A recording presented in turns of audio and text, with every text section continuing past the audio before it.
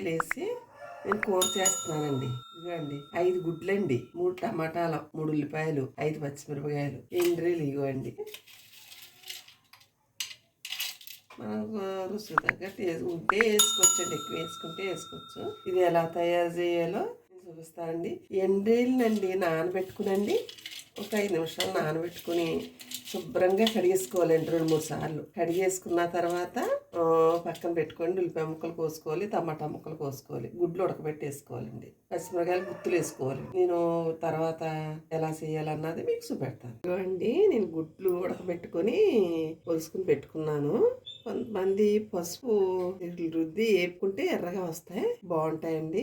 కొంతమంది నూనెలో పసుపు వేసుకుని వేపుకున్నా బాగానే ఉంటాయి. నేనైతే కొంతమంది గుడ్లు వేపుకోరండి, నేనైతే వేపుకుంటున్నానండి. గుడ్లు వేపుకున్న తర్వాత అండి నేను పొయ్యి వెలిగించుకుని పాన్ పెట్టుకున్నాను, నూనె వేసుకుంటున్నానండి. గుడ్లు అయిపోయినాయండి, తీసేస్తున్నానండి. ఇదిగోండి ఎండ్రాయిలు వేసుకున్నాను నేను. బాగా కడుక్కొని నానబెట్టుకొని బాగా కడుక్కొని వేపుకోవాలండి. ఇవి కొంచెం వేగిన తర్వాత అండి వేసుకుంటున్నాను నేను. బాగా వేగిన తర్వాత ఉల్లిపాయలు వేసుకుంటానండి.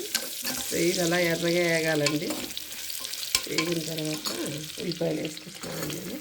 ఉల్లిపాయలు బాగా వేగాక టమాటాలు ఇవ్వండి. ఉల్లిపాయ ముక్కలు, రొయ్యలు, పచ్చిమిరపకాయలు వేసాను. కొద్దిగా కరివేపాకు కూడా వేస్తున్నానండి ఇందులోని. కరివేపాకు ఇవి శుభ్రంగా వేగాలండి. వేగిన తర్వాత టమాటా ముక్కలు వేయాలండి. ఉల్లిపాయలు మగ్గినాయి కదండి, ఇప్పుడు టమాటాలు కూడా వేసుకునండి. ఇవి కూడా బాగా కొంచెం మెత్తగా మగ్గాలండి. ఇలాగా మగ్గిదాకా ఇది వేసుకున్న తర్వాత టమాటా ఇది మగ్గిపోయింది బాగానే.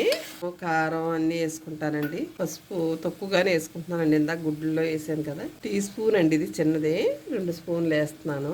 1 స్పూన్ వేస్తున్నానండి, చూసుకుని వేసుకోవచ్చండి. నేను గుడ్లు కూడా వేసేస్తున్నానండి కొద్దిగా ఉడకనివ్వాలండి. కొంచెం వాటర్ పోసాను కదండి, మూత పెట్టేస్తాను. ఒక 10 నిమిషాలు అయిన తర్వాత చూద్దామండి, దగ్గర పడిపోతుందట్టు. గుడ్లు, టమాటా, ఎండ్రీలు కూర దగ్గర పడిపోయిందండి.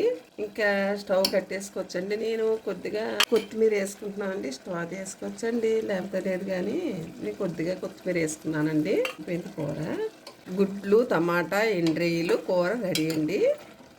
మీరు కూడా ఎలా చేసుకోండి, చాలా బాగుంటుందండి ఇది రొయ్య. ఇవ్వండి, ఇంకా పెద్ద రొయ్యలు అవుతే ఇంకా బాగుంటుందండి. కొంచెం చిన్న రొయ్యలేనండి ఇవి. మీరు ఇలా వండుకు చూడండి, చాలా బాగుంటుంది. సబ్స్క్రైబ్ చేయండి, లైక్ చేయండి, షేర్ చేయండి. థ్యాంక్ యూ అండి.